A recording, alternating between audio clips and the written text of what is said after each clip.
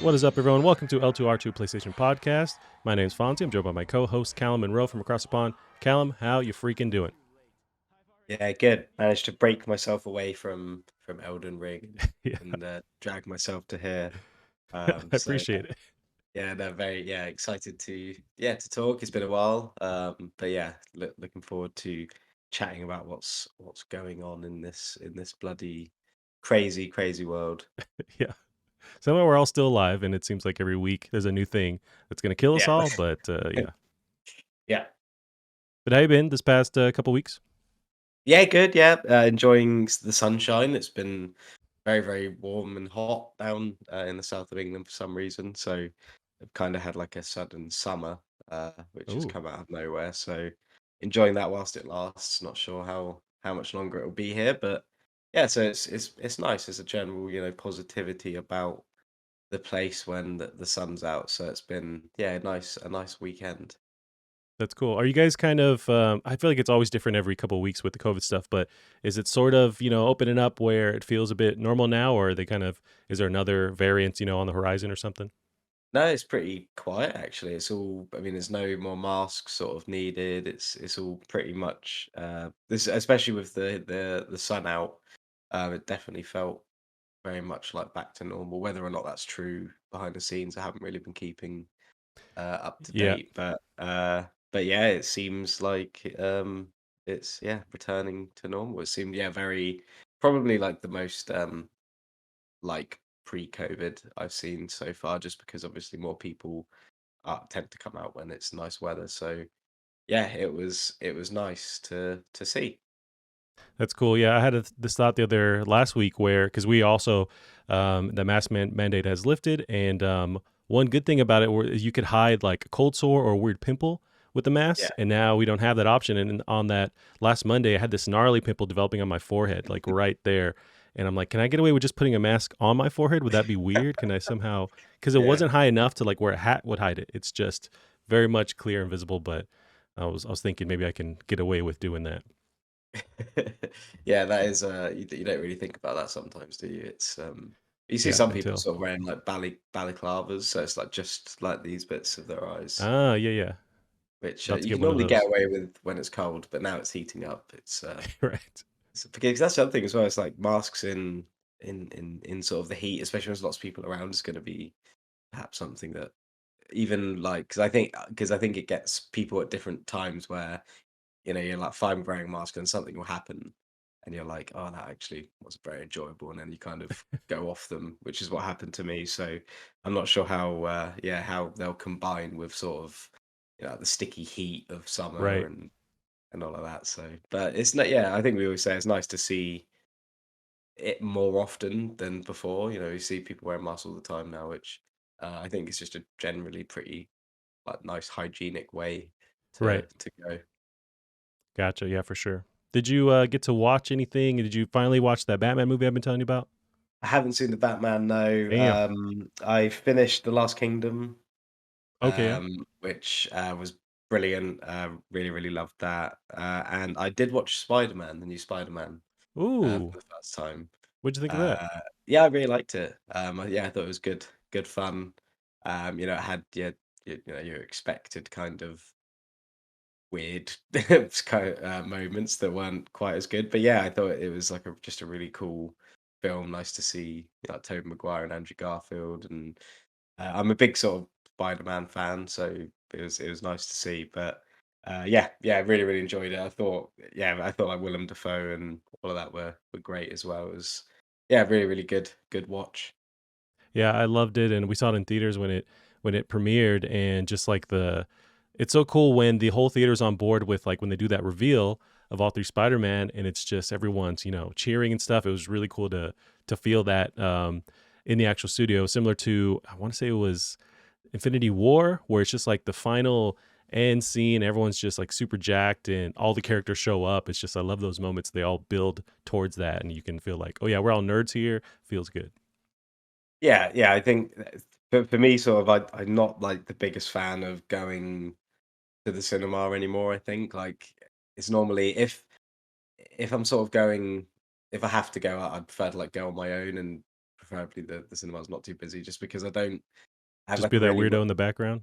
yeah, I like to watch stuff and like really have no distractions or anything. So I especially with like Marvel films, I try not to go and see at the cinema if I'm going to watch them, just because yeah, the crowds can get very enthusiastic and cheer out and Yeah.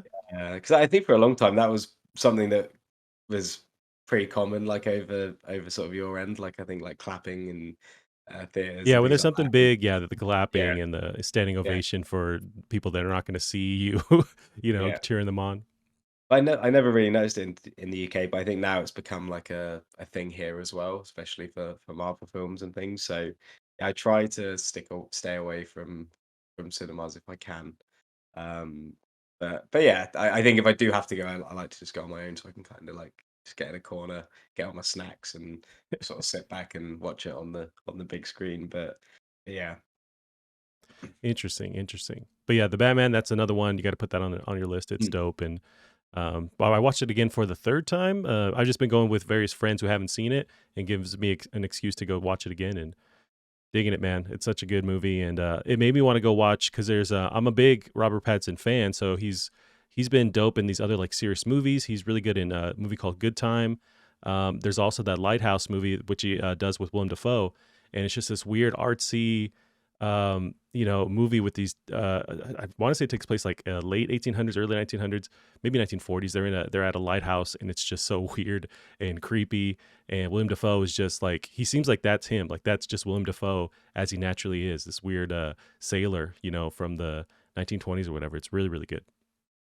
Yeah, I've heard both those films are great. Actually, I haven't really seen him in much, but from what I've seen from like the trailers and the images, he looks really good. I'm really excited to see Batman as well, and that's not necessarily something I was massively keen on sort of when it was first announced, just because I'm not that into sort of Batman and things. But yeah, when I saw sort of the trailer, it kind of like drew a bit of sort of not nostalgia, but because I used to like Batman and things when I was younger, so it was quite nice to see something that I actually thought looked sort of worth my time. It is dope. You know what that reminds me? I finally watched the Resident Evil movie. It's Welcome to Raccoon City. I know you'd seen it a couple Yeah, months ago, yeah, and it's bad. I yeah, was pretty just I don't know if let down is the right word. I knew what to expect, that it wasn't going to be that great, and I guess it hit those expectations. It was yeah. fine. Maybe bad is like a too harsh, but it definitely is the best video game adaptation for Resident Evil. Like if you look at the actual movies that we had, the 8 of them or whatever with Mila Jovovich, they were just like really weird and crazy and wonky. This is actually following the game. I just didn't think it was very good. That was only strong. That was the strongest point, was that they followed the game somewhat. I really enjoyed the like first half hour, 45 minutes maybe of the movie, and to the point where like I actually watched it again just for that bit. Oh yeah, I thought it was really cool. I thought like the mood was really cool. The characters were cool. There was enough campy. It was kind of funny and it had like the part when the zombies walking through on fire and Leon sort of oh listening to the music and right. I thought there was just some pretty cool scenes. And then it just the sort of it kind of just tried to combine everything all at once, like for the final sort of hour of the movie, and it just was so rushed, like towards the end, that it just was such a mess, and it got just really like lazy and really cheesy in like the wrong ways. So yeah, it was a shame it sort of finished that way. But yeah, there was definitely some promising bits, and I saw there's a Netflix series, Yeah, Resident Evil as well, which just had like a poster release, but then I saw the synopsis for it and I thought that sounds a bit weird as well. So who knows if we'll ever get I mean, it can't be that hard surely to make right.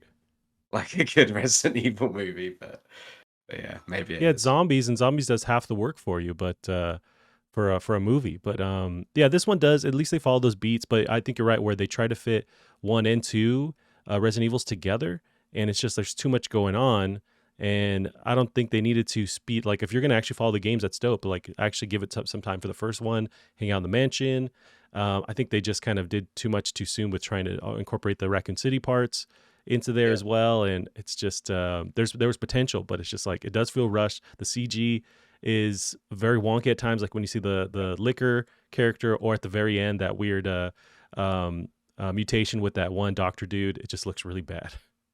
Yeah, yeah, it's not it really wasn't the greatest. I mean, I didn't have high expectations, but yeah, especially when I sort of saw how good it was at first and, like, it was just really interesting, and then it just got really, really crappy, and I thought, "Oh, there we go. There it Yeah. is." Yeah, you gotta give it to a really, unique director or give it enough money. I mean, it's a huge property, you think they'd have the budget for it, but I don't know. Maybe this Netflix, show, live action show will do it justice. I read the synopsis, lightly too, where it's like 30 years in the future. I think they're gonna go back and forth between whatever time frame, but they're trying to and I don't know if it's already they're gonna cover stuff in the lore or create their own path. I don't know exactly, but I know Wesker's in it and some other characters, but I'm interested. Yeah, we'll see what happens. I think the fact it is like an original story, sort of like based not on the games, Gotcha. it's gonna be it's gonna be interesting. I think it's easy to kind of write it off because I think everyone just wants something faithful, but you never know. This could be something kind of unrelated to what we're expecting, but could still be something good with the Resident Evil name on it.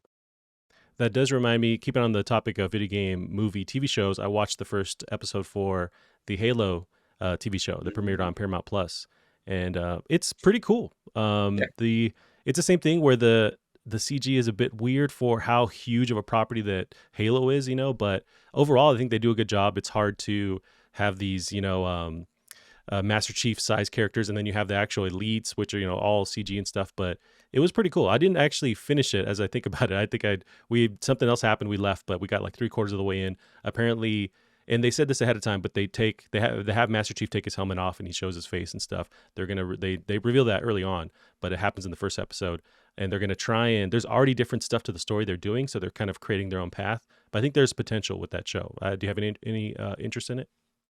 oh, it looked cool from the trailer. I mean, I don't know whether I'll watch it or not, but yeah, it looks. I thought it looked pretty cool. I think the only series I'm really looking forward to at the moment is the Obi-Wan series, which I don't know if you Yeah, saw the that trailer looks dope for, too. but it was like because I'm not massive. I mean, I like the Star Wars movies. I even like the new ones, and I'm not massive on any of them particularly. But like, there's a huge, massive amount of like nostalgia there, especially for the prequels, just because of like my age, like growing up, sort of in the early 2000s. But so didn't really get into Mandalorian or Boba Fett or anything. But yeah, when I watched this trailer and the music in particular was just like it just got me sort of invested straight away. And yeah, I'm super super excited for that. I think they knew that they could just use that music and the way it's mixed as well and sort of combined with a couple of the others from the prequels. I thought yeah, I was just like yeah, extremely excited for that. Which I thought I would be just because yeah, I like Obi-Wan and I think that kind of area of Star Wars is like a common sort of neutrality ground for the very like divided fan base. So I was always sort of had my eye out for it. But yeah, I think yeah, it just tugged all of the right nostalgia strings for me, and yeah, I'm fully on board for that. Yeah, that one I'm very excited for as well. And I was never a big fan of the prequels, but I like what they're doing where, especially with Mando or Boba Fett, they're kind of bridging the gaps between the stories and not really retcon anything, but just kind of giving you that same vibe, but doing almost just kind of not they're not redoing it at all, but they're still giving you somewhat of a taste of that, of not touching those movies, but by filling in the gaps, they can still bring you back to those time frames. And they have, like the original Obi-Wan actor, he's reprising it. And I just love that route. There's so much they can mine in the story of Star Wars. They can leave the original ones alone, especially leave Luke Skywalker. I don't want to see him anymore. Like just leave his character Yeah. alone. I think we're fine, and they have so much room to exist in, and I like that they're doing that now. Yeah, it's really cool, and I think the idea of I know he's probably not going to be in it, but the young Luke Skywalker and like you said, just like fill in these gaps and because yeah, I think aside from maybe like episode five and probably four as well, I'd say like all of the Star Wars movies are pretty like flawed in quite a lot of ways. But I think what everyone can agree on is the kind of like iconography, the visual just stuff that you can instantly recognize as Star Wars, the music, and there's just always like a kind of magical feeling to it, whether or not you like the movies. So, and I think that kind of area, especially for me. in sort of the age I am sort of growing up when I did, I think Obi-Wan and that kind of, part of Star Wars is that touches a lot of people sort of at the moment. So yeah, I think it's going to be pretty huge and hopefully good. I mean, we never know; it might not be too great, but hopefully it'll be a good one. I think they'll nail it. They seem to have with the Disney stuff that they're doing when it comes to their streaming. They seem to nail it with all the shows and stuff. So I'm sure they'll at least meet that level if not exceed it. But yeah, I'm super excited. I did find it interesting with anytime that Luke Skywalker has appeared on screen for like the Mandalorian or Boba Fett, he's always CG'd, and I find that weird. Just like just cast someone else. It's fine at this point. We know that it's there. You have Mark Hamill. We know he exists. It's fine to just kind of do something else. But I'm surprised they didn't CG the kid in this one and just have him just Yeah, replicated to imagine that. But I want to see them just recast people and just leave the CG when it comes to yeah, face stuff. Leave it alone. yeah, definitely. I don't think it. If it's and also it's just you kind of want to steer. I think you kind of want to steer away from too much reliance on characters because I mean that like sometimes they'll just put a character in just because that will then make somebody like that episode automatically. Right. And I like to see them sort of rely less on that, and I think that's kind of the problem I had maybe with some of the Mandalorian and from what I've heard of Book of Boba Fett is that none of it actually really means anything. It's just a kind of way to you know see revisit these kind of places, and I think that's enough for some people. And yeah, I don't know, I just couldn't really get into it to be honest. But I do definitely want to give them a rewatch, and after watching this Obi-Wan trailer, it kind of like made me sort of feel more positive about Star Wars again. So, and sometimes that's all you need. I might have Right. just been on like a downer with it. So yeah, might give those try and give those a rewatch to get myself hyped. Yeah, and Obi-Wan is soon. I think it's like this summertime, maybe a month, 2 months away. I know it's very soon. But yeah, I'm excited for that. I know you've been to switch over to what you've been playing. You've been playing a lot of Elden Ring. I haven't touched it yet because we talked before how I just suck at video games and these games are super hard. But I kind of you're better at than these at these games than I am. But I'm very interested that you decided to jump in and try Elden Ring. But give me your overall views on it. Do you think it's are you chipping away at it or is it just like kicking your ass? It's interesting because yeah, I haven't really played Dark Souls. I played quite a lot of Sekiro and Bloodborne, so I kind of understand the kind of games they are and how they're sort of meant to be played. And yeah, it's awesome. It's really great. A huge sort of I think it's a lot. The thing I find difficult about Souls games is from when I've played them is that the most satisfying thing is the progression, but it always feels like to progress it's just right, just pain. It's going to be uncomfortable and fiddly and difficult sort of to do that. But in Elden Ring, it's so open and and it's super open. And the world is huge. It never tells you to go anywhere, and that mixed with the kind of games that they are sort of allows you to not feel like you have to go down one path. So if a part of the game's if you're struggling with it, you can go off somewhere else. And this is so it's so open that never stops. Like no matter where you are, you can always go off somewhere else and try something else. And I think the game definitely feels more playable. I've heard that there is a significant difficulty spike that maybe I haven't reached yet, but it's definitely playable. Not just because you can progress a little bit linearly, but also just the game in general just seems a little bit more accessible in how sort of how you want to play. I find it much easier to kind of understand like how you kind of see the game and how you can put certain equipment on and use certain stats to sort of assist how you want to play.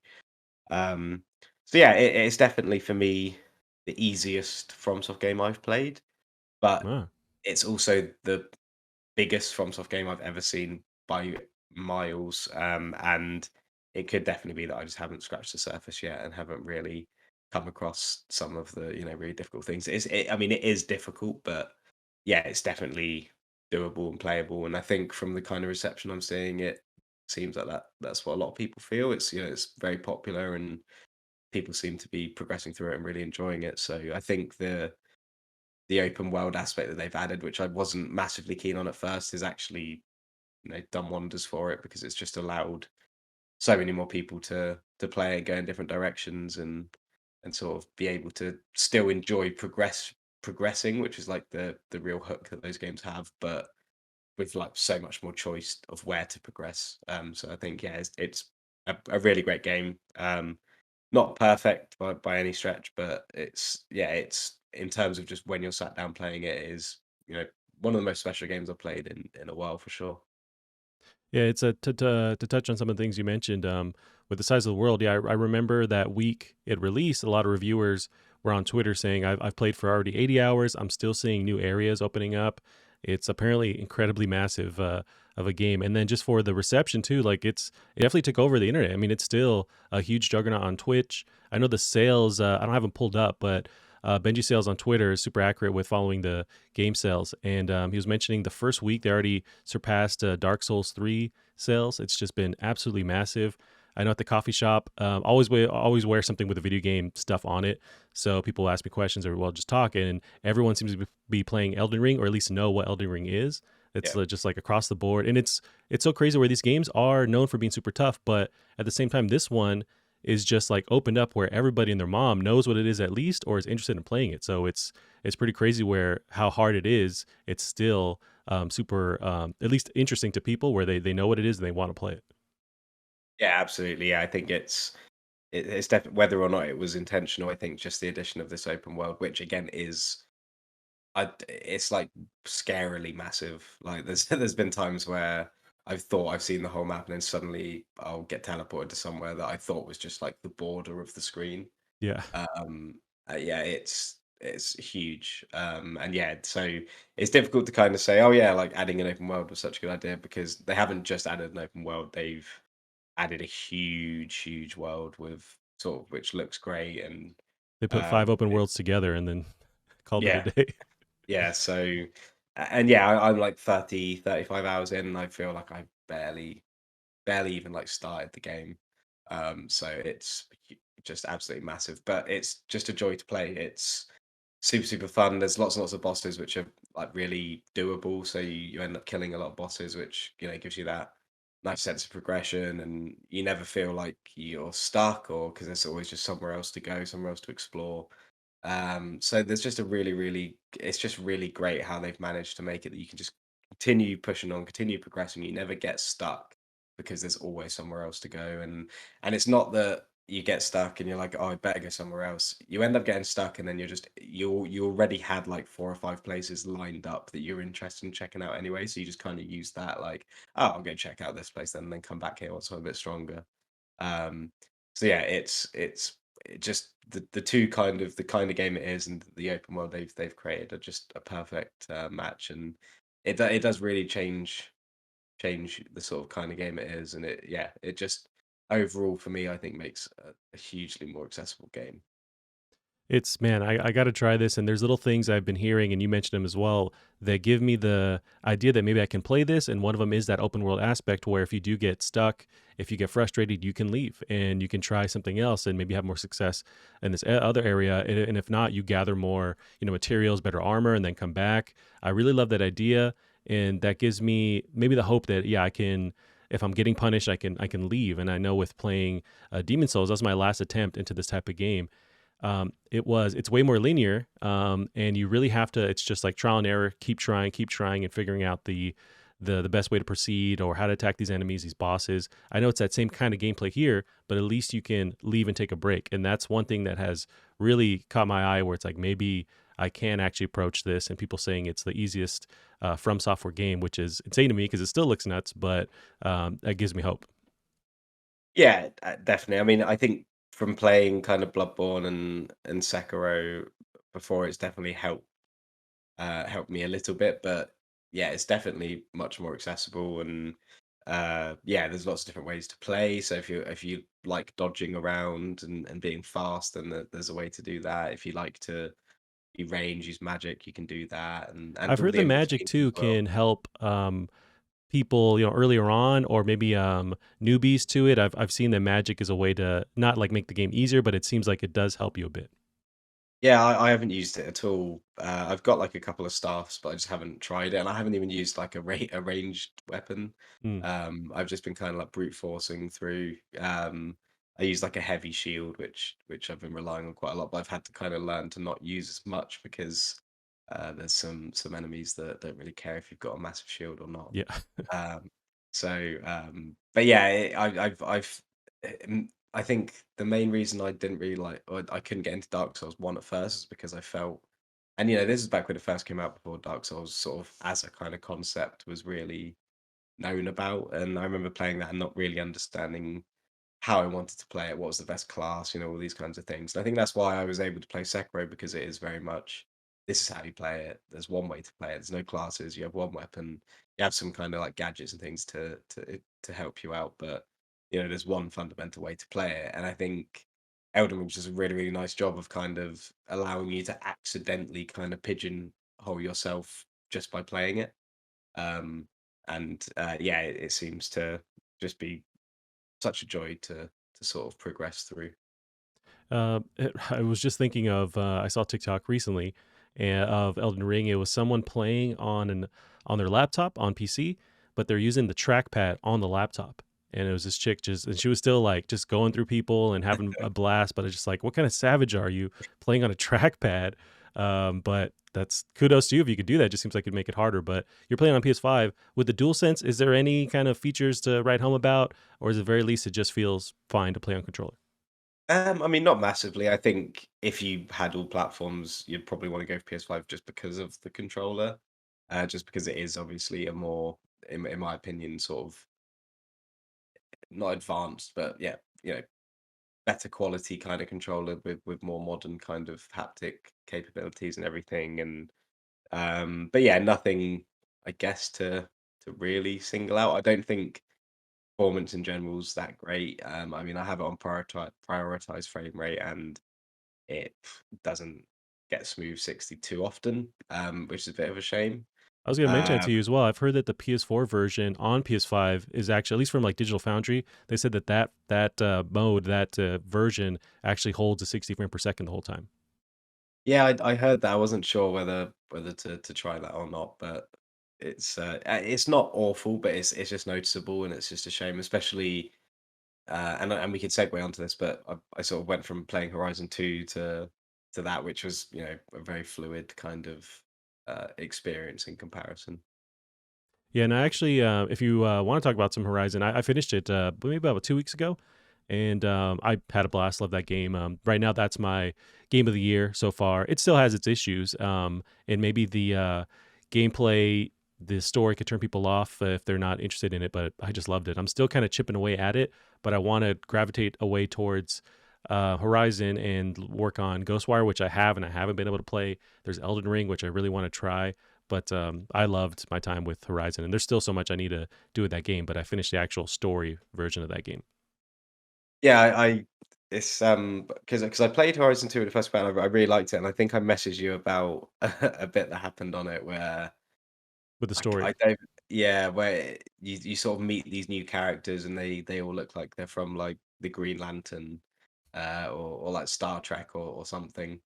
And it just completely killed the the sort of mood for me. I thought it was just like so it felt very like Marvel or or very Assassin's Creed, like the new Assassin's Creed, just Mm.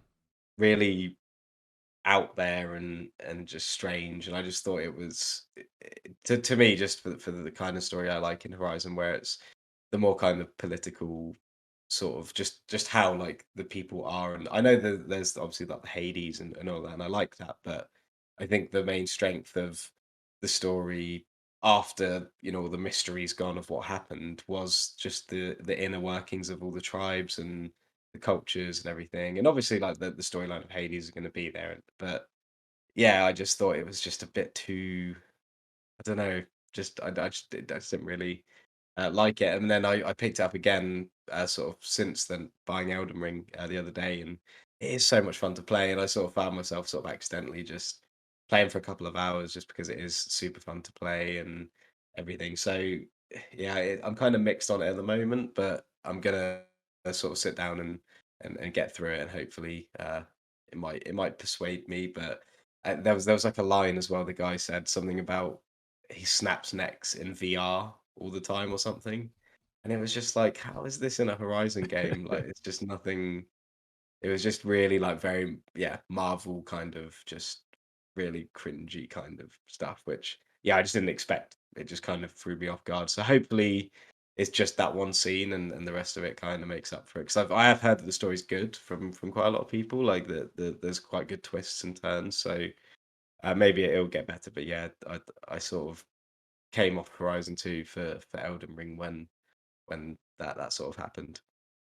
Yeah, I know what you mean with and the story itself is good. It's just complicated where the dialogue sometimes, like you mentioned that line, can be cringy. And I can't tell if maybe with that guy, I think they're trying to make you not like him already, so he's going to say some cringy stuff. That character or versions of that character pop up often in the end as well. And it's just tough where the writing sometimes doesn't match, or it isn't um, stable all the way through. It's not that same level. It's like there's these cheesy points, and then it's cool to see some of the dialogue with these different tribes, how they interact together, and then it goes back to being cheesy again. Or there's characters that this one rubbed me the wrong way, where I could tell this person's going to be bad. They're going to flip on me. They're going to change. It's their the story does good bad job. It's debatable, but they really show you ahead of time. It's like, oh, don't trust this person. But then I see Aloy trust this person, and it's like, well, why did they give me these obvious cues that this person is going to be bad or turn on me? And then it happens, and Aloy surprised. I'm just like, then why show me that? At least make it more vague. It's just, it's not consistent with the story stuff for me. But the overall, what they're trying to show happen, and the stuff from the past coming back, and where the storyline goes after this, like I find that really, really interesting. The gameplay's super dope, but it's just the writing and the story is just kind of up and down for me. But I'm willing to let all that stuff slide because it's just so fun to actually, run through the world. Yeah, the gameplay's great, and I think that will definitely get me through it. And but yeah, I'm just hoping that the story maybe just because, like you said, there's loads of really cool little bits in it still, like story wise. It seems like the main kind of story, and they always had a job on their hands trying to kind of keep this going, because I think the mystery of what had happened was a huge part of the story in the first game. So when that was kind of all resolved at the end, Right. it kind of needed something new. And I just don't think these. I mean, I don't even know what they are. I haven't got far enough, but these kind of future looking people just aren't like making that story evolve well, or it just isn't a good continuation in my opinion. I would have preferred, yeah, just something else. I don't know, the answer. I don't have like a better alternative or anything like that. But yeah, it just wasn't what I was kind of hoping for uh, in the game, which may sound stupid because I'm not very far into it, I don't think. But yeah, it just, yeah, rubbed me a little bit the wrong way. And with Elden Ring, there, it was Right. kind of like, yeah, I was just like, you know what, I'll just grab Elden Ring, and then that was a lot better than I expected. So Yeah. it's kind of taken most of my time. Yeah, I think you'll still end up being pretty positive on it. There's just, stuff to nitpick on it for sure. And I'm excited Mm. the way they end it story wise to see what the future holds, because I think they do introduce this new enemy that could be really cool. And I'm also still really excited to see, I want to see some actual gameplay besides that, like 3 seconds we get to see of that VR game that they're doing with Fire Sprite for PSVR 2. I want to see what that looks like. There's just so much in this world you could do, and even if it's void of story, I think just existing in this world is fun. So I just want to see more of that. Yeah, absolutely. Yeah, I think sometimes, even if the games aren't necessarily great on their own, the world that they're in, or the world that they've sort of created, can still spawn lots and lots of other things. Right. Cool. Cal, well, we'll speed through some of these news stories. This one's big. This first one coming up. We've seen rumors of the Game Pass competitor that PlayStation's working on. Apparently, this might drop next week. So here's from PushSquare.com. Xbox Game Pass inspired PS Plus reboot reveal rumored with splashy lineup of games. Sony will reveal its heavily rumored Xbox Game Pass inspired PS Plus reboot as early as next week, according to Bloomberg. The subscription service, which first leaked last year, will be introduced with a splashy lineup of hit games from recent years, according to reliable journalists Jason Schreier and Takashi Mochizuki, who are speaking with people familiar with the plans. The service will apparently combine PS Plus and PS Now, and there'll be a variety of tiers to choose from. Internal documents added last month hinted that there'd be 3 options. So we have Essential, $10 per month, which is basically the current PS Plus with the games and the ability to play online. You have Extra for $13 a month, gives you access to 250 to 300 downloadable game catalog. Then you have Premium for $16 a month, gives you game trials and classic PS game catalog. I just lost my screen. There we go. Cool. It's rumored that the Extra will include a vault of on-demand games, while Premium will throw in streaming functionality as well. Callum, how do you feel about? We've been talking about this for a while. It looks like next week we might get this reveal. What do you think about what they've set up to possibly compete, or maybe not, with Game Pass? Yeah, I'm worried for my. But yeah, it's exciting to see what we're gonna get, especially in terms of, I think the most uh, exciting thing is definitely the PS3 stuff. I think the stuff that we've been missing and wanting. So if they can get that in and get it in well, then I think this could be a great thing. If not, if it's a bit of just like a what we currently have a PlayStation Now and Plus, and it's just combined together, then I guess it's kind of business as usual. Just with the addition of having the two services together. So it'll be interesting to see what they mean by some of the stuff, like the downloadable games and Right. the Or the classic game trials? library. Yeah, and the trials and things. So, but yeah, it sounds like it's coming soon. So, yeah, it could be exciting for people who want millions and millions of games to play all at once. Right. Yeah, and it's I wonder where, even if Game Pass didn't exist, they this is something that they needed to do anyways, as far as combining or streamlining these services. So you have a game, or you have PlayStation Plus, you have PS Now where you can stream games. At one point they had PS View, which is where, and it's died since then, but it was that where you could actually watch or stream TV shows as well. It was like a cable subscription kind of service. If they can combine them into this all in one thing, and then you choose what tier you want, that's just the way to go to make it easier for people to understand what they're buying and what they want in general. So I like the idea of just combining everything together. Um, and as far as the game trials, seems interesting to me because there's so many games that I don't know if I'm gonna like. Say with like jumping into Demon Souls or even Returnal, it's like if I could try it, or Elden Ring, if I could try it, that'd be awesome. I don't know if it's just gonna be like their first party lineup these game trials exist for, how long those game trials are, but that's very very interesting to me. And then the PS catalog, if they can have these classic games, I don't know what games it would be, if it's everything at once or they have a rollout every month, kind of like how Nintendo's doing it. I'm not sure, but I am excited to see what they do. But I've seen some criticism online with the fact that obviously Game Pass has their first party lineup premiere their day one, day and date. And you can just have that subscription service and you don't have to actually buy the game. PlayStation isn't offering that. Do you think they're going to have any issues competing with a service like that and not have that ability? Yeah, it's going to be difficult, especially the day one stuff. But yeah, I think just there's so many games stranded on PS3, especially just to be able to play in that ecosystem, that I think just by adding that ability, even if it's not everything at first, just to be able to see PS3 games like your Resistance games, like Killzone and Killzone 2 and 3, which I think you can only play on PS3 unless you can get a PS4 collection. That's the thing. I'm not sure. I know it's on PS3, and I think some of those, Yeah. like you're saying, are stranded. Where if maybe they're on PS Now, where you can stream them. But Yeah. if you can hopefully download them, stream them with this new service, that's a way to go too.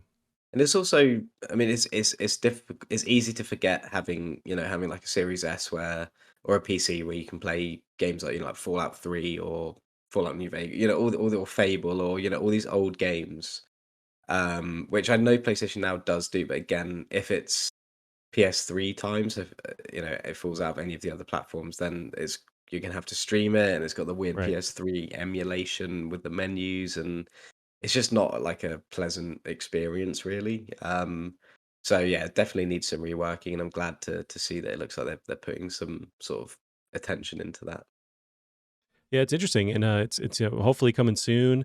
I always feel weird with when this stuff leaks, um, where it's a bummer. The people involved, the marketing team, everyone working on behind the scenes of getting this stuff up and running, where they don't get to have that shine of we're announcing it first. It's like it's been leaked for a while. At least with the concept has been leaked for a while, and then we get this news that it's coming out next week. I always feel don't know. I don't know how I feel with seeing this stuff released early, before they get to say it. It's kind of a bummer for that team that's been working on it. But there's still people that aren't, all up in the news every day like us that are going to see this. And then for some people, it's going to be the first time seeing it. But just a side thought I have when anytime this stuff leaks, it's like, it'd be cool if they got to actually be able to premiere it. But I'm excited. I don't know which tier I'm gonna get. I think I'm kind of cool with the current PlayStation Plus, where it's I just get my 3 or 4 games, but that it's not often where every month I'm super interested in all 4 games that come out. But at the very least, I'll keep at that base tier, keep everything rolling. But what do you think? If you were to pick right now, which tier you jump into, what would you do? Probably go for the biggest one. Yeah. Yeah, unless I haven't massively looked into the prices, but as long as it's kind of like it's just in the ballpark of your general kind of subscription, then yeah, I'd probably get the best one. Just because I spend a lot of time on both my Xbox and my PlayStation, and it's just worth having the best. I mean, if I mean, I'll if there's something I know I definitely won't use, then I'll maybe look into it. But yeah, I just think yeah, it normally tends to like work out for the best, I think, with these things, Mm, especially if you make a conscious effort to get your money's worth from them. So yeah, I think I'd probably get the best one, unless it is like extortionate or has something that I just would never ever use. But yeah, that's probably what I'd set my sights on. gotcha. Well, you're making that money now, so you can afford to do the highest tier. Don't even look at your bank account, and you're good. Maybe one day when I'm like 60, Yeah. I'll Get that PS7 premium subscription. yeah. And I'm back, Callum. And Callum, listen, I didn't wash my hands. I'm home. I don't feel like I need to. I'm stressed for time. So if I can't have the option and I'll wash my hands in my own home, I don't want to live in this country anymore. Hey, who am I to judge what a man does in his own home? That's true. That's true. I just want the freedom. Yeah. All right, Callum, move on to GhostWire Tokyo. So I have this game pre-downloaded, haven't played it, been very excited for it. Let's go over the Metacritic stuff. So it has a 75 Metacritic currently, which is fine. GameSpot, some breakdowns from some of these outlets, what they said about it. GameSpot gives it an 80. Ghostwire Tokyo doesn't reinvent the wheel when it comes to open world games, but its unique setting, tremendous attention to detail, and singular combat make it stand out amongst its contemporaries. We have Destructoid giving it a 75, IGN a 7, Pushware giving it a 60. While its combat system is fun in bursts, it becomes repetitive far too quickly. The open world is jam packed with busy work, and the story doesn't go anywhere interesting either. Callum, where do you fall on Ghostwire Tokyo hype? Are you excited? Does the reviews leave you with any weird taste in your mouth? Not really. It's a game I thought has looked cool. I've never really been too interested in it, to be honest. But one thing that did catch my eye was the kind of like animations and the kind of combat with the hands. I thought that was quite cool with the gesturing. But Right. yeah, it sounds like it's decent. But yeah, I don't think I would have probably even got it, even if it was uh, you know received even better than that. So, but yeah, I think 75 is a decent score, and yeah, I'm sure people will enjoy it. It's definitely a particular kind of moods, kind of setting. So I'm sure people who are into that kind of thing will enjoy it, regardless of how uh, boundary breaking it is. Yeah, I'm so excited. The reviews I wish were more positive, but it's just kind of a wide gambit, and it's up in the air. It's different for various outlets. It's not across the board high praise, but I love this setting. And you mentioned the kind of maneuvers with that first person viewpoint, and you're physically doing these like casting these spells almost. It just really looks really unique and creepy, but more actiony. Almost like a Resident Evil kind of spin on it. Yeah, just really excited, and I want to put some time away to play this. But yeah, it's a bummer that it's just maybe I don't know controversial, or so it's different from every different person. I think this would really succeed in or have an advantage with that trial thing that's going to happen possibly with that PlayStation Plus. Spartacus is a code name, but if they had a trial version where you could try this beforehand, even a new release, that'd be awesome to see what you think about it. Yeah, definitely. Yeah, I think that would be really good, and I think it could be a good kind of counter to the whole day one Game Pass thing, because I Right? think the best thing about Game Pass isn't necessarily that you've got access to all these games, but it's the fact that you can try anything for free. So if there's a game you weren't normally going to buy, you could download it, give it a go, and if you don't like it, then you won't play it. But if you do like it, then 9 times out of 10 you'd be happy to pay for it. So I think game trials could be a good way of kind of exceeding that, because obviously Game Pass only has Xbox exclusives, but this way we could have it for like lots and lots of games, like third party games, just a trial for it that you can just download for free, have a go. Maybe it's a time trial or something like that.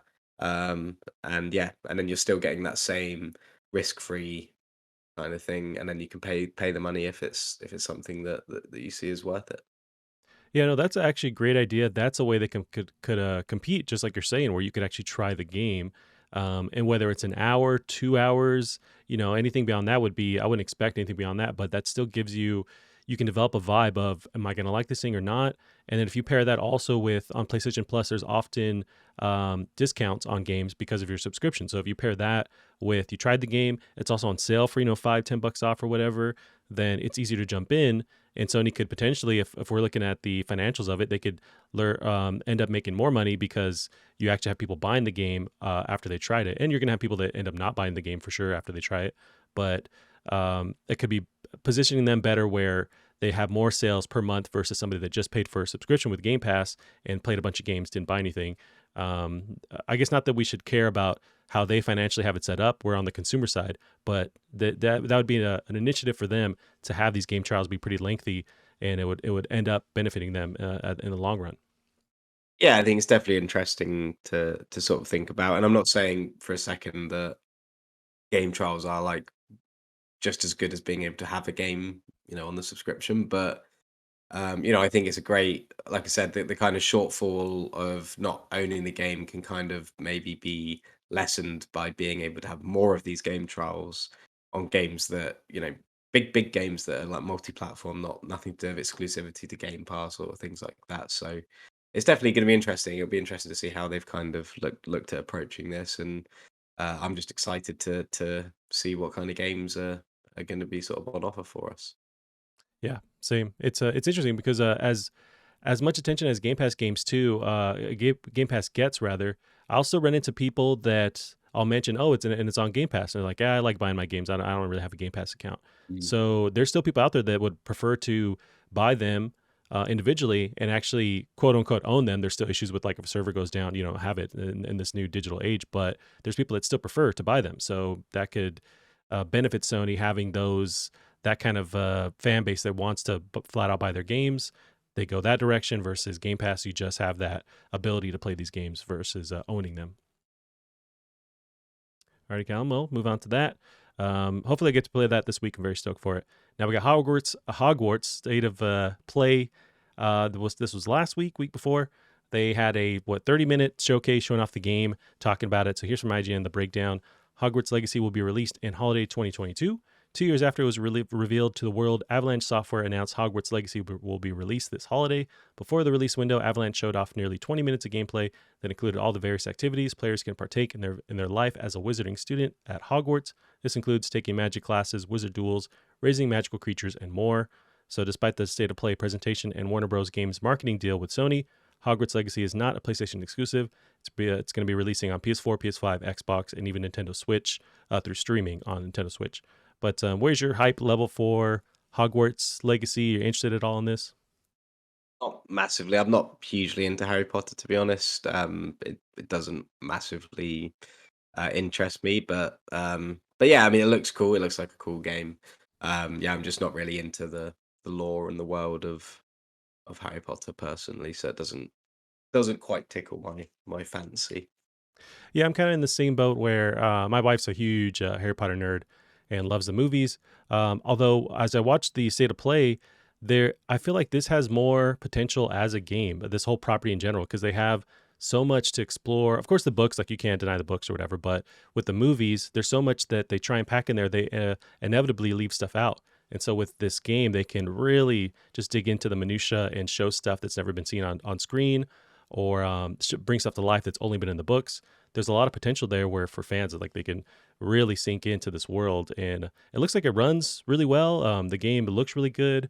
There's not an open world, but you can leave that Hogwarts area and just kind of fly around on your broom, which I didn't expect. I thought you could be kind of limited to that area. There's a lot of potential there, but I'm just, yeah, not a huge, massive fan. I would maybe try this with that game trial thing if that ever comes there. Yeah, I think that's the thing. It's something probably for Harry Potter fans who care about the world and the lore and everything like that.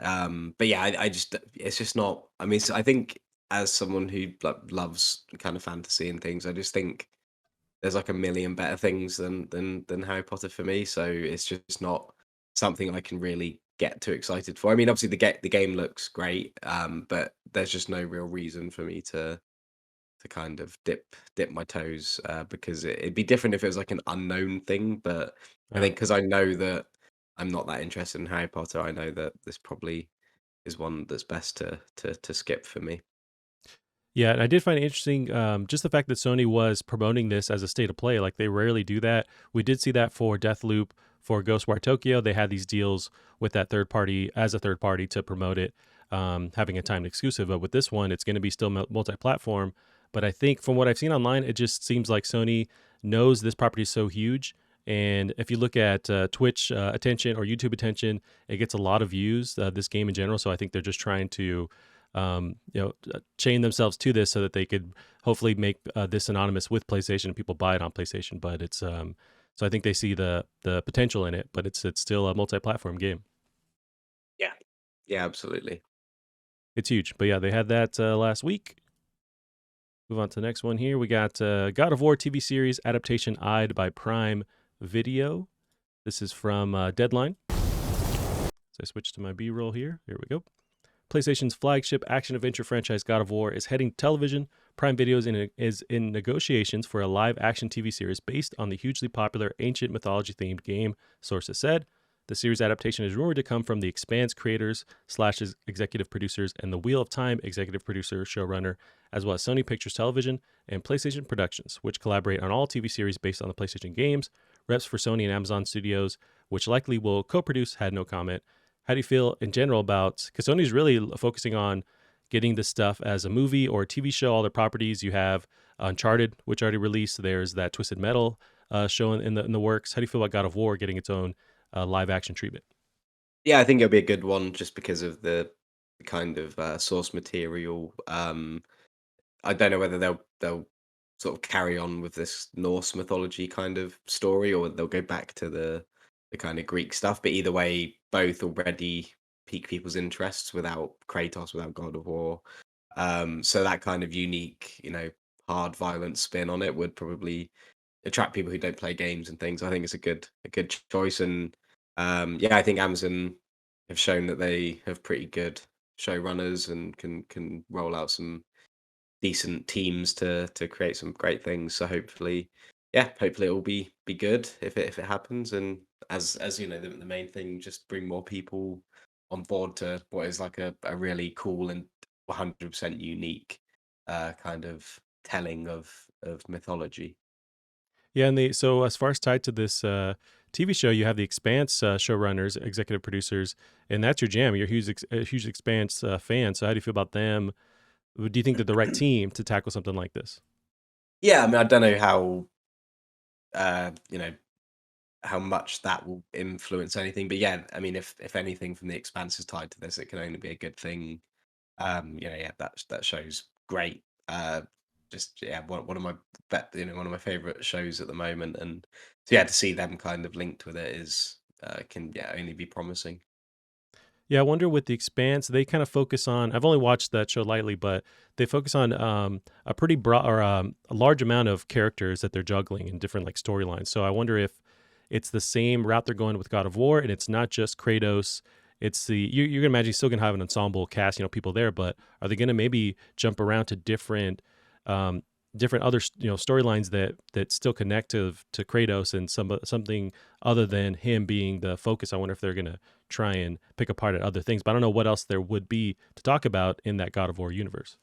Yeah, I'd like to see them go all the way to the start, from the first game when Kratos is first killed, and because he has a large part of his character which we've only recently seen kind of really given proper emotion depth. Mm. I think not to say that Kratos never had that, but he definitely didn't have the layers he has now, thanks to the new game. So it'd be interesting to kind of take that and take that kind of newfound um attention for Kratos, as like an actual understandable character with layers, and go back to the kind of beginning via like a TV show or whatever it is that they're going to do, and kind of retell all the kind of stuff like from the older God of War games. I think that they're a lot more ripe for adapting and retelling than perhaps the new stuff because it'd just be too on the nose. I think if they were to bring out, a TV show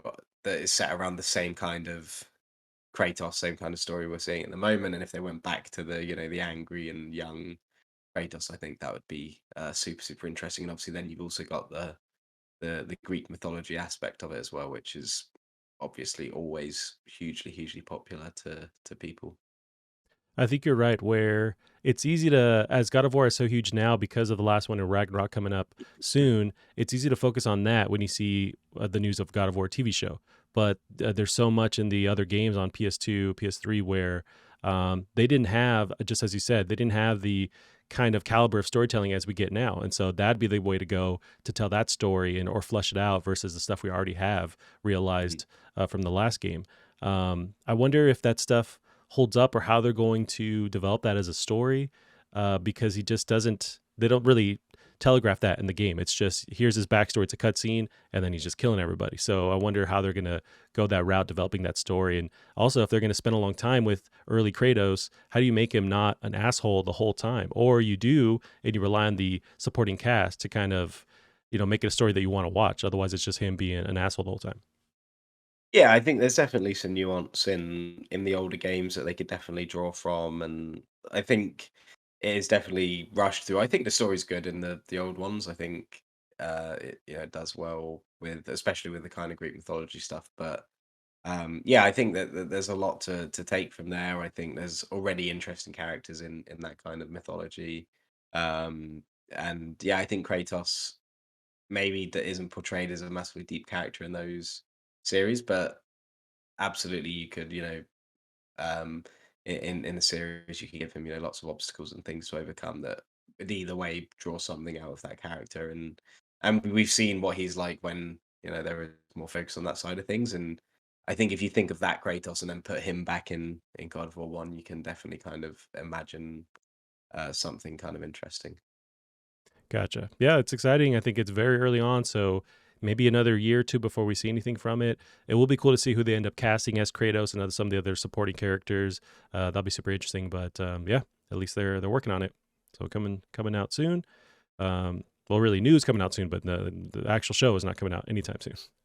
But we have a state of play we can transition to. This happened a couple weeks ago, and really, there's the key ones I wanted to focus on. And it's up to you, but Forspoken was a big one showcased there.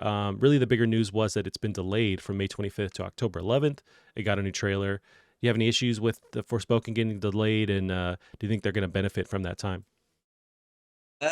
Yeah, I don't really think Forspoken looks that great to me. I just don't know. There's something just about it. I'm not too interested in it. I mean, I could be completely wrong. It could come out and be great, and then maybe I'll pick it up. But yeah, it's not massively interesting to me. But yeah, I think maybe having a delay means they can add something to it. I think what puts me off is it looks very much like Final Fantasy 15 in its combat, which I really disliked. So if it's Mm. going to be that kind of combat system, then it's definitely not going to be a game I'd enjoy. I don't think.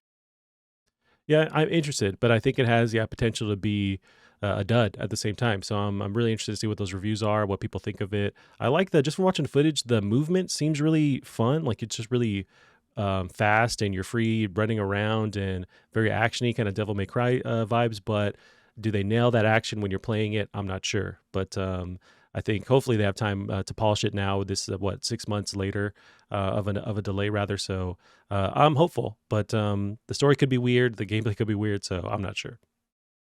Yeah, it's. I think I'm just like every time I see Square Enix, I just want them to make Final Fantasy games. So I might be biased. Gotcha. Now, speaking of Square Enix, we got to see there was a demo that had released. I think this game actually came out since, but it's Stranger of Paradise Final Fantasy Origin. Do you know what that means? Did you have any interest in that? What do you think? Yeah, so it's apparently it's a retelling of a well, it kind of references characters from the original Final Fantasy game. So the first one that came out in the 80s, there's a character called Garland who's like a dark sort of knight. And I think Garland's the kind of bad guy, and then it's about the Warriors of Light kind of trying to fight him or something. And it looks very cookie cutter in terms of story, very cheesy Japanese kind of storytelling for sure. Which was so bad that it had kind of put me off, but I've heard it's pretty good. I mean, they're trying to kind of go down like a kind of Souls like road, but there's actual difficulty options. Um, and yeah, I've heard it's actually a pretty fun action RPG. It sounds like it's taken quite a few people by surprise because I remember the release trailer being so off-putting. But yeah, so it's maybe something I'd look into. I mean, I always love just Final Fantasy things. So yeah, it might be worth looking at, especially now I've seems like I might have this newfound love for Souls-like games from playing Right. Elden Ring, so it might be a good one to jump into at some point. But yeah, it's not Final Fantasy 16, but it will do, I suppose. Now we also have a new strategy RPG from Square Enix called the Diofield Chronicle. Diofield Chronicle is a brand new strategy RPG from Square Enix coming to PS4, PS5 later this year. This is out of my world, but seeing this gameplay, this trailer, are you excited for this? I've always wanted to get into like tactical RPGs like this. I know there's some really good ones. There's like Final Fantasy Tactics, which is always talked about as like one of the best Final Fantasy games, let alone tactical RPGs. And I like things like XCOM and stuff. I've just never really been very good at them. But it's nice to see. I know. What's that Nintendo game as well? The Fire something, Fire Fire Emblem. Emblem? Yeah, so I think that's a similar kind of deal. So I know that there's like a really avid fan base for those kinds of games. So it's nice to see them still get things. I know that people who liked Final Fantasy Tactics have been asking for a remake or a sequel or something for ages. So it's nice to see, yeah, that this kind of genre still getting love and attention. It looks really cool. I like the kind of I like games where it's kind of far away because you always get like a good view of the environment, and I always sort of enjoy that, especially in kind of fantasy games like this. So yeah, I don't know whether I'll get it just because yeah, not really my game, but it is something that I would enjoy getting good at because I think that's the only time you can really enjoy these kinds of games. Gotcha. Now we had another announcement of the show, Valkyrie Elysium. It's coming to PS4, PS5 in 2022. It's a new entry in Square Enix's Valkyrie Profile series, which hasn't seen a home on console since 2006's Valkyrie Profile 2 Cimmeria on PS2. I don't know what I just said, all those words. Do you have any interest in this new one? I don't even know what it is, to be honest. Oh So yeah, probably I just not. saw Final Fantasy and I thought, okay, this is Callum.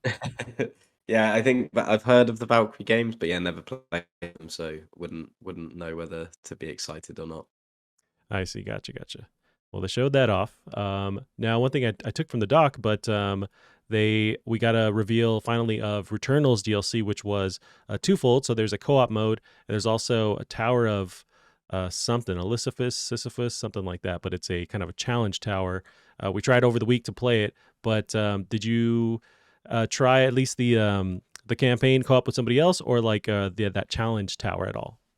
No, yeah, I think it'd be good to play it. I'd like to play it co-op and see if that means I can finally beat it. But yeah, I jumped in very briefly just to kind of try and get my feet wet again and failed miserably. But yeah, I think yeah to play it co-op would be pretty fun. But so yeah, and I haven't had a huge chance yet to really give it a go. Yeah, I did try. I didn't realize to actually unlock or play that Tower of Sisyphus. I want to say it's called Tower of somebody. Anyways, the tower challenge mode. To play that, you need the grappling hook, and I'm so bad at the game, I never got that grappling hook. It's like level 2 or whatever. You actually unlock that, so I just kind of Yeah, ran around the world and kept dying. So I'm still really bad at the game. you'll get there. You'll get there. But yeah, it'd be good. I Yeah, don't it'd be think I good to will. I think if we link up and play, we'll maybe be able to actually get somewhere in the game. Yeah, we have to. We'll for sure do that. Maybe this week coming up, try and Yeah, play that co-op and experience it because I think you're right. Where I just have more hope playing it with somebody else. Where if you can rely on them, moving and shooting as well, reviving you. I know you can revive other people. yeah. It seems like they are, which I understood going in. They're scaling the difficulty up as well, so it's not going to be like an easier route. It's just you have somebody else with you who can bring you back to life and tackle these enemies along with you. Use each other as bait and things like True. Yeah, that. because they're gonna home attacks on one character, so if somebody is, or they split them. I'm not sure, but at least having someone die again and again with you can maybe be Yeah, more fun. yeah, for sure. Nice, Cal. Move on to the next one here. Kind of lightly go through this one, but rumors on a Sly Cooper game coming out. So Sly Cooper PS5 rumors intensify with Pixel Opus attached from pushsquare.com. Last week, account NGT on Twitter, which previously leaked the Star Wars Eclipse reveal before the Game Awards announcement in late 2021, says that there's a new Sly Cooper in development, but Sucker Punch isn't making it. Since then, Xbox era host Nick Baker claims Concrete Genie creator Pixel Opus is developing the title in collaboration with Sony Pictures Animation. My sources give me the green light, he says, but we're still not 100% certain. To be fair, Baker has done his homework here. Pixel Opus is working on a new project with Sony Pictures Animation, although we don't know if that's related to Sly Cooper or not. There's supposed to be an animated movie. It even got a trailer, but never saw the light of day. It's worth noting that Baker previously mentioned a new Infamous is also in development, so he sure seems to like dormant Sucker Punch series. Take those rumors with a heavy grain of salt. What do you think about at least the idea of Pixel Opus taking this over from Sucker Punch and working on a Sly Cooper reboot? I really like Sly Cooper. I think it could be cool, and I think considering it could definitely be the kind of stealth aspect could definitely make it a kind of unique sort of distinction compared to like Ratchet and Clank and these other platformer games that are still sort of coming. So yeah, it could be cool. I don't know whether maybe it'd be something like a remake trilogy like Spyro and Crash Bandicoot. Maybe it wouldn't quite need one. But yeah, interesting to see if that makes a return. I don't have enough experience with the games that Pixel Opus has made. I know they did Concrete Genie. That one just didn't call out to me, but I know people really liked it. It just kind of maybe didn't have enough marketing. It seemingly got swept under the rug. It just kind of faded away. But people did like that game. I don't know about the platforming abilities, in that game, or how the mechanics, served well for or not well for that game. But so I don't know if they'd be the right team to tackle this. But it also seems that Sucker Punch is going full force on Tsushima stuff, whether it's the next one or the multiplayer stuff that they're working on as well. It seems like they're tied up. So I would at least like to see this property live again. And I don't see that Pixel Opus. I could see them being a good fit. I just don't know enough about how well they can make a game. I haven't played their stuff yet. Yeah, yeah. No, I haven't played any of their games yet. Yeah, yeah. But I'm excited because I played a couple of these. I know I played one on PS2, and they're very fun. You're right with the stealth stuff. It's pretty cool. You still have the platforming, and at the end of the day, at the very least, I want to see more of these family friendly properties. There isn't enough of them, and I feel like you can just build out your catalog better if it's not just like third person action game, third person action game. If you have this kind of stuff and they're still fun to play, just like Ratchet and Clank was, you can just reach and kind of fill in your audience a bit more and strengthen it with going to PS5 or PS4. So I want to see more of this stuff happen. Yeah, and games like Knack as well. I'd love to see a Knack? Knack 3. Yeah, I mean, for all the weird, stuff, the shit it gets, it's like they're still fun and weird, and yeah, at least with Knack, if they can kind of tweak the gameplay, make it a bit more fun, there's a I property still there. never played it. I still never played it. Maybe I will, and because I can't really take the piss until I've tried it, can I really?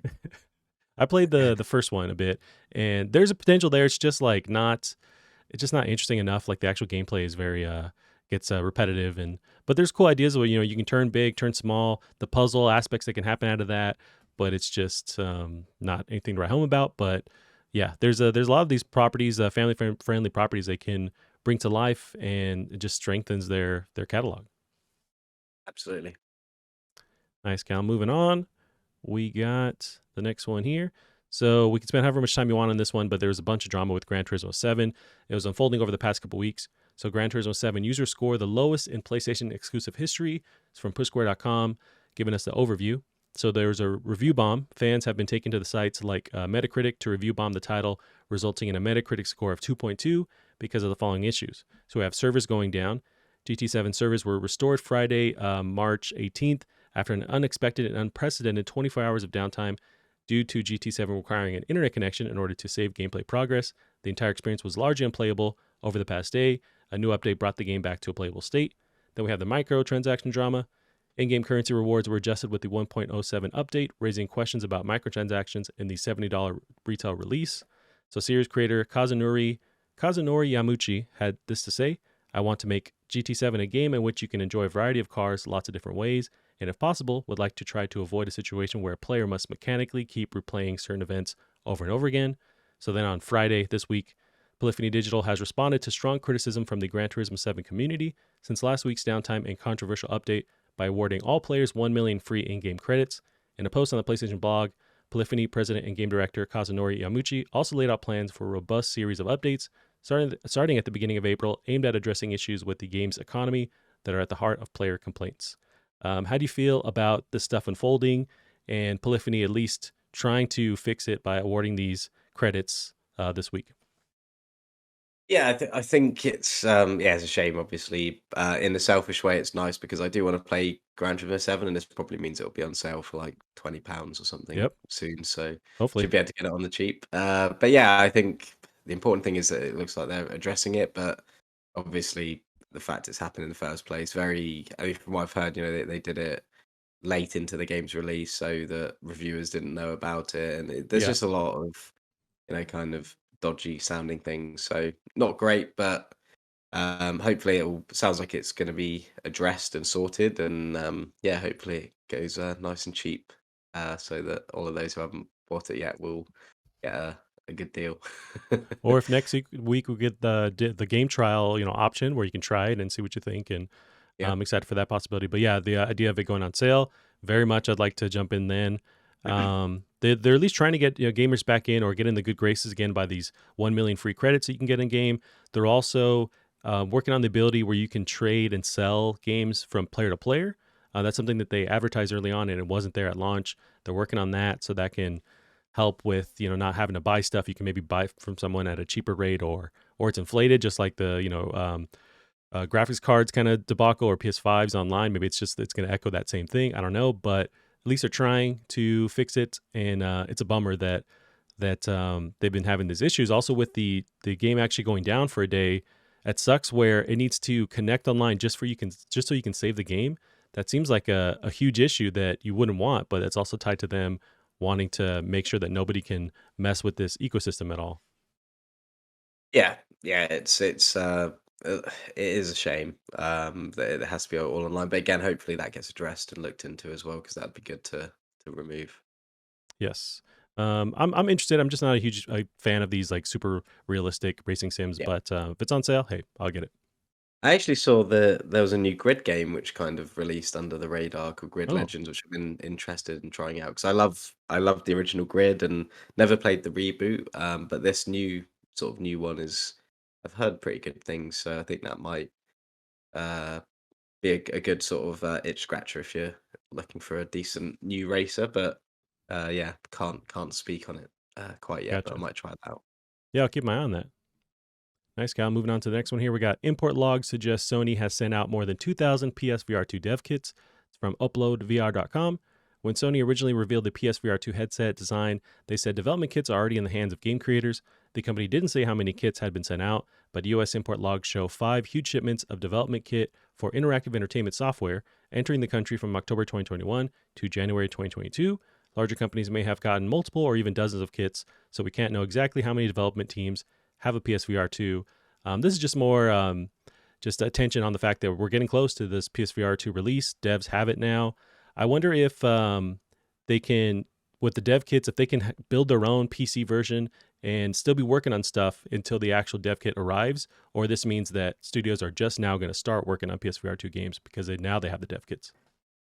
Yeah, I imagine these games have been sort of made well before the dev kits. I think the dev kits are there to kind of just test it in that, against the hardware and make sure that it runs okay. But yeah, like you said, there's lots of the majority of the development's done outside the dev kit. It's just there to kind of test and make sure that everything's behaving as it should. Gotcha. I'm excited. Do you foresee a holiday season for PSVR 2? Do you think it gets pushed to 2023? Yeah, I don't know. I'd like to see it soon. Interested to see what kind of games will be revealed for it, because I'm sure that I think a big one to expect would be the Half Life, which could be a real unit mover. Yep. Just because of how much more easy it'd be to play on there. I'm sure it'll be optimized nicely as well if it's getting a proper good sort of port treatment. But yeah, it's exciting. I think VR's still sort of beating out there, and we're getting some good games every now and then, so hopefully it can keep gaining traction, and obviously this is a great way to give it a bit of a boost as well. Yeah, I'm excited. I think this year is going to be really interesting seeing the more the news unfold, and as they get the promotion train ready to actually launch this thing, we're going to get in some info, some gameplay of stuff. So I'm excited. Yeah. Alrighty, Callum will end on this one. So we did talk lightly about some video game movies. We have Uncharted, which I still haven't seen yet, but this from Benji Sales on Twitter, who follows the game and movie sales very much on Twitter. He's a very good, easy follow to have. So he says Uncharted is now the fourth highest grossing video game ever at the box office, has domestic box office of $133 million. $0.5 million. International, $223.9 million. Global has made $357.5 million. This week, it will pass, earning 3 times its budget of $120 million, and will be a profitable off theatrical run alone before ancillary markets. So before going to DVD, Blu-ray, all that stuff, digital. How do you feel about at least the success of Uncharted? It seems like we're definitely going to get more of these. Yeah, I do really want to see it. Hopefully, I'll be able to sort of catch it sort of easily soon. Because yeah, I think it looks like fun. I think I've said before, you can't really go wrong with a treasure hunting movie. So yeah, I'm looking forward to watching it with an open mind. Um, and yeah, I've heard pretty, basically I've just heard nothing bad about it. Just that it's fun. It's nothing special, but yeah, I think reception wise, it's been better received than I expected, and obviously, I'm sure it's going to have. I like a funny one is the kind of like Scottish man trope from the advert where he doesn't Right. understand what you're saying, and it's like, oh yeah, I haven't seen that one done before. But yeah, I knew there's gonna be lots of stuff like that in it. But yeah, that's the kind of stuff you want, the cheesy kind of cringy in a way, stuff, but also I'm sure it's super fun, super exciting, and yeah, I think there's just something about kind of treasure hunting movies that you just kind of understand the journey you're in for. You kind of understand the pieces on the kind of board in those kinds of films, like the kind of villains you can expect, and stuff like that. So without even relaying it to Uncharted, I think there's a sense of familiarity with kind of just fun romps like this, and yeah, I'm sure it's a good fun. Yeah, maybe instead of seeing Batman for like 5 times, I should have spent one of those watching this Uncharted movie. And I kind of forgot about it. And maybe this today I'll try and go and see it in theaters if it's still. I think it's still running. Yeah. But I'm excited to see Tom Holland's portrayal of Nathan Drake. If I think that okay, I could walk away with him believing he's Nathan Drake for these movies as they go forward, because there's still so much they can cover. And that's what I'm also excited about, is that hopefully they didn't try and shove in too much to the first one, because there's just these dope scenes in the series. You have that train sequence in the sequel. You have the desert aspects of Uncharted 3. You have going to 4. There's so many cool aspects of 4. You have the brother that shows up. I just love the idea of what they could achieve if they take their time with these movies and pump. You can pump out easily 5 to 6 of these, covering all the time span of the games. But yeah, I'm just excited for the potential of this, and I do need to see it. So maybe today I will check it out. Yeah, yeah, I think it's yeah, like I said, it should just be good fun. And sometimes they're the kind of movies you just need. Right, exactly. Awesome, Callum. Well, we'll end it there for the week. Where can they find you online? I am on Twitter at Bear Munro. Gotcha. Alrighty, you can keep up with the show as well on Twitter at PlasticCardPod. That's it for us this week. Callum is going to go back to Elden Ring. We'll see you next week. Bye bye. See you later. You're too late. I've already summoned Meteor. Okay, let's go.